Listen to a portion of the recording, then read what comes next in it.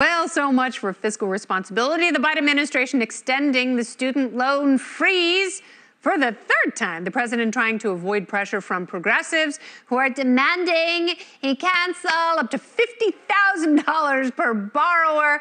The White House said the pause is because the country is, quote, still recovering from COVID.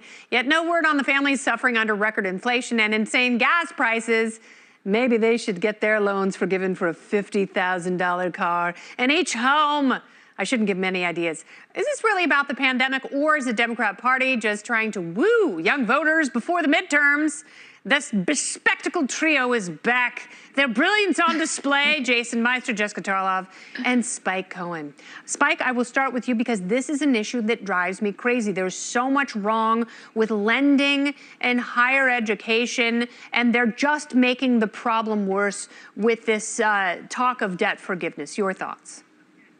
Yeah, well, first of all, I want to thank you for cutting yourself off from giving them any more bad ideas. That would be even worse than when you got me to Google lemon party.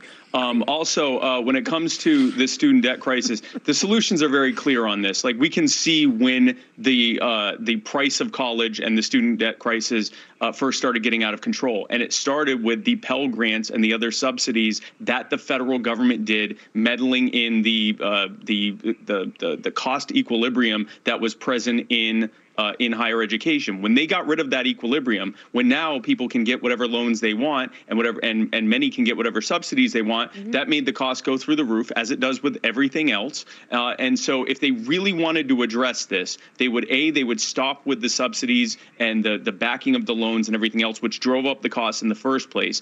B, they would also end they would work with states to get rid of a lot of this burdensome overregulation of occupations that is leading so many people to get higher education for professions they really don't need it for. They don't need anything more than on-the-job training that can be provided at a fraction of the cost and in much less time. And then another thing they could do for the existing student loan that truly is bad student loans, they could allow it to be discharged in bankruptcy court under the same criteria as other debt, which would cause these lenders to be a little bit more discerning in how they give out these loans. None of these things are going to happen because neither Biden nor the Republicans or Democrats in Capitol Hill want this problem to go away. It's like everything else. They want to grandstand on people suffering so that they can use it to push for more control. Why should poor people pay for rich people's school, Jessica?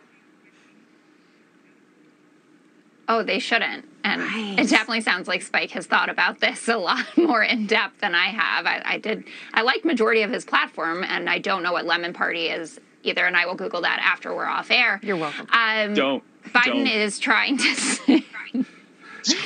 He's trying to satisfy the progressive wing, but also this is about COVID. And to your point originally, why doesn't he give people who are suffering because of inflation money? He tried to.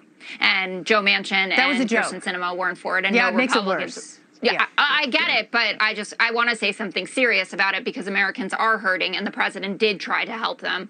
And there's data that proves that more children were out of poverty when we were getting the child tax credit, and that the cash infusions into the average American household were helpful during the pandemic. So that's saying my piece for free money from the government there in troubling times.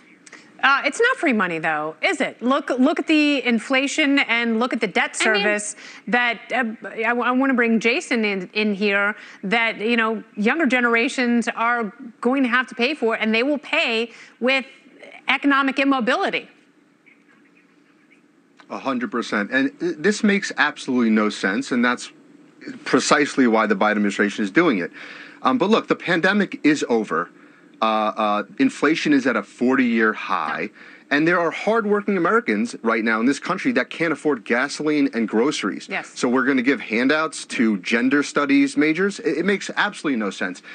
So, of course, Biden's pushing this right now for the midterms. But at the end of the day, loans it's really simple. When you borrow money, you pay it back, all of it. And there's 11.3 million job openings right now in this country. And it just makes absolutely no sense to put it on the taxpayers' back. This is billions and billions of dollars. So, it's an insult to every hardworking American who has actually responsibly paid their debts.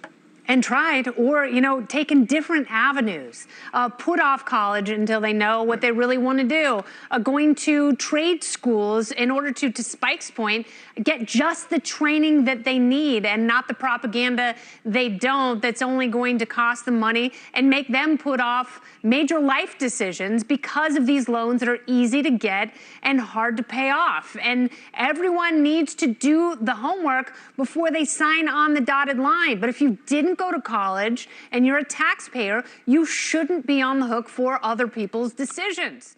But now